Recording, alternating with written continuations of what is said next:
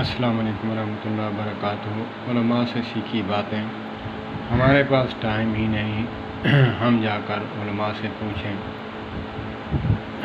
کہ ہم بنے ہی دنیا کے لیے ہیں اور دنیا بھی ساتھ لے کر مریں گے۔ دین کا تو ہمیں فائدہ ہی نہیں، دین کا ہم کیا کریں گے سیکھ کر؟ نعوذ باللہ من ذالک۔ اپنی عاقبت سدھارنے کے لیے جو بات علماء سے سیکھتا ہوں میں عوام الناس کے لیے شیئر کرتا ہوں، اللہ پاک قبول فرمائے۔ نماز اگر ایک ہو چکی ہے باجماعت تو پھر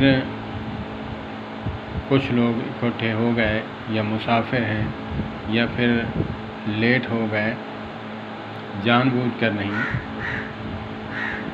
لیٹ ہو گئے کسی شرعی عذر کی وجہ سے، تو انہوں نے جماعت کرانا چاہیے، تو اکثر ڈاؤٹ رہتا ہے کہ اذان دینی چاہیے یا نہیں۔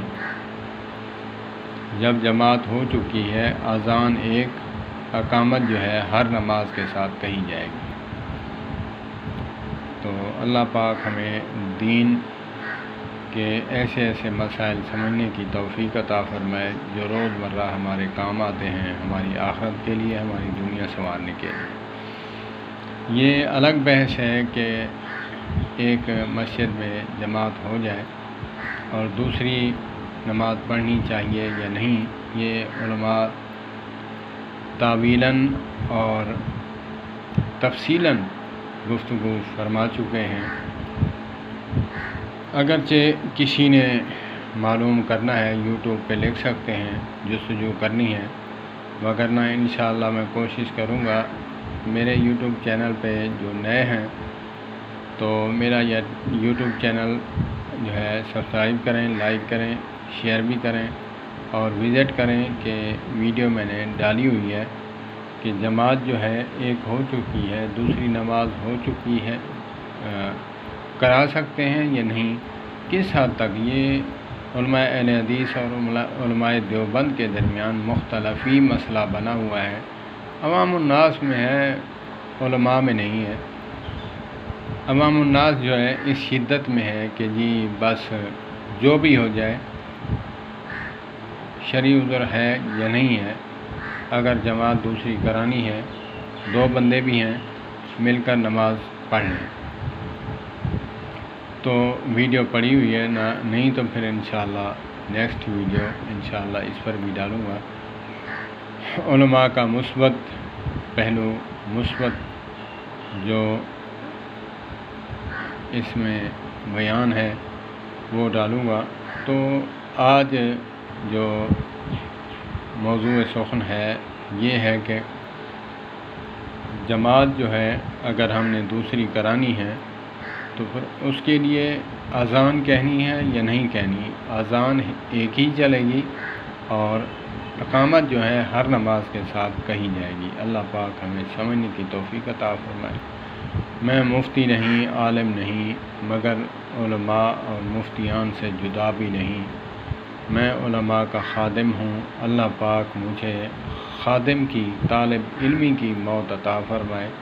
سیکھنے والا ہوں، سکھانے والا نہیں، کیونکہ مولانا محمد طارق جمیل حفظہ اللہ تعالی جماعت تبلیغی والے فرماتے ہیں کہ لما تقولون ما لا تفعلون، ایک تفسیر تو یہ ہے کہ جو تم کرتے نہیں دوسروں کو کیوں کہتے ہو۔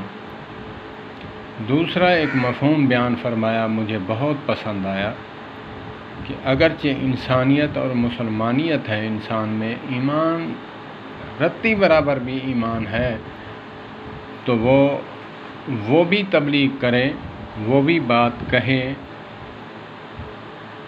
کہ جو خود نہیں کرتا۔ اس سے کیوں کہ اس سے اپنا محاسبہ ہوتا ہے، کسی کو نصیحت ہو نہ ہو لیکن اپنا محاسبہ ضرور ہوتا ہے۔ اس کو ضمیر ملامت کرتا ہے، جھنجھوڑتا ہے، جو بات کسی کو کہتا ہے خود تو عمل نہیں کرتا۔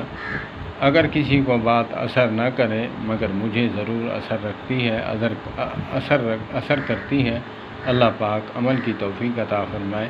میں تبلیغ یا یہ مسائل اسی لیے نہیں بتاتا کہ میں کسی کو بتاؤں، ہاں اگر میں بتا رہا ہوں، اگرچہ میرے اس کہنے پر تحقیق کر کے اپنا عمل کرنے کی کوشش کی، میرے لیے بھی ذریعہ نجات ہے اور اس کے لیے بھی، اگرچہ نہیں کرتا تو میرے لیے انشاءاللہ راہ نجات ہے، انشاءاللہ میرے لیے جانے کے بعد ایصال ثواب ہے۔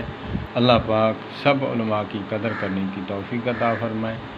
اللہ پاک، میں یہ بات ضرور کہوں گا، جیسے علماء فرماتے ہیں کہ جی اللہ پاک ان کی جائز حاجات کو قبول فرما، تو میں بھی یہی کہوں گا کہ اللہ پاک ہمیں ان العلماء ورثۃ الانبیاء کے تحت جو علماء ہیں، جس مسلک کے بھی ہیں، اللہ پاک ان کی قدر کرنے کی توفیق عطا فرمائے۔